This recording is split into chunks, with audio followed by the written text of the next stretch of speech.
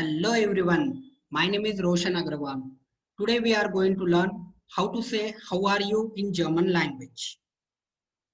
Wie geht es Ihnen means how are you. Wie geht es Ihnen means how are you. This is a formal way of asking how are you in German language. Next, wie geht es dir. Wie geht es dir means also how are you, but this is an informal way of asking the how are you in German language. So how to answer? Danke, mir geht es sehr gut means thank you, I'm very good. Sehr gut means very good. Und Ihnen means what about you? This is a formal way of asking what about you in German language. Und dir means what about you? It's an informal way of asking. Next, how to answer? Next way to give answer is Danke, mir geht es gut. Thank you, I am good. Und Ihnen, and what about you? It's a formal way of asking. Und dir, and what about you? It's an informal way.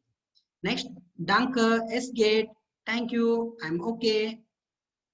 So I repeat once again, please listen carefully. Wie geht es Ihnen? Wie geht es dir?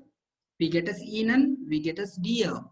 Danke, mir geht es sehr gut. Und Ihnen or und dir?